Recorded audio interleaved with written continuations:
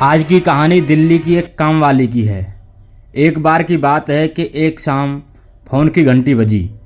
खुशबू ने फ़ोन उठाया तो दूसरी साइड से वॉचमैन बोल रहा था। उसने खुशबू से पूछा, मैडम आपको काम वाली की ज़रूरत है क्या? एक लेडी आई है, कह रही है कि आपने उसे बुलाया है। खुशबू की काम वाली गांव गई हुई थी तो उसने सोचा कि उसे आने में अभी टाइम लग सकता है। वो 1 महीने से खाना बनाने के झंझट से तंग आ चुकी थी, तो उन्होंने बिना समय गंवाए तुरंत बोला, भेज दो। दरवाजे की घंटी बजी। जैसे ही खुशबू ने गेट खोला तो वहाँ खड़ी थी एक 54-55 साल की पतली गेहुआ रंग की महिला, जिसने हल्की साड़ी पहनी हुई थी। माथे पर चंदन का टीका और गले में रुद्राक्ष की माला थी। महिला ने कहा, दीदी जय श्री कृष्णा। खुशबू ने पूछा, कैसे आई हो? महिला ने बताया, दीदी नाम भूल रहे हैं। गेट कीपर ने कहा था कि मैडम को खाना बनाने वाले की ज़रूरत है। हमें काम की ज़रूरत है और आपको काम वाली की। मम्मी जी ने इशारा किया, पैसा कितना लोगी?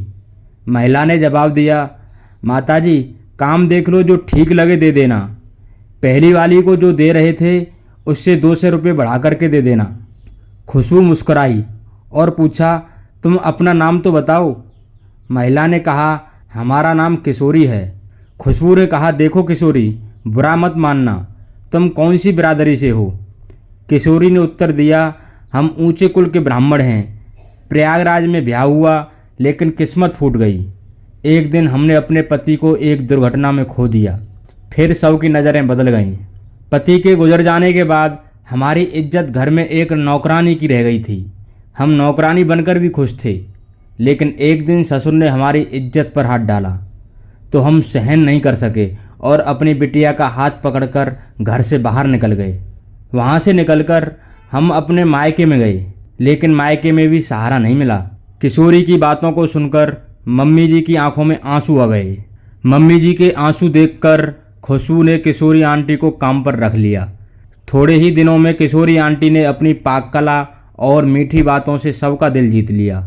हरियाली तीज की किट्टी पार्टी में किशोरी आंटी की पाक कला ने सोने में सुहागा का काम किया। हरियाली तीज के अवसर पर किशोरी आंटी के बनाए पकौड़े और शरबत ने सबको मंत्रमुग्ध कर दिया। किशोरी आंटी का नाम सोसाइटी में मशहूर हो गया। सभी उन्हें अपने घर काम करने के लिए ललचाने लगे।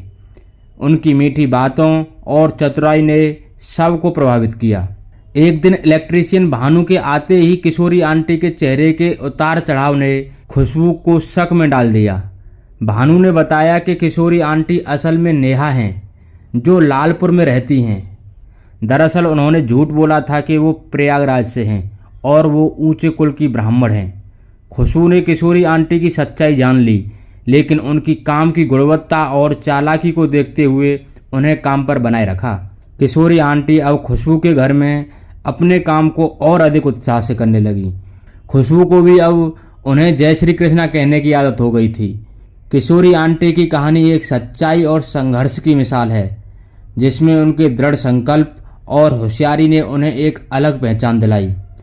तो बस इतनी सी थी ये कहानी। आपको कैसी लगी कमेंट करके ज़रूर बताइएगा।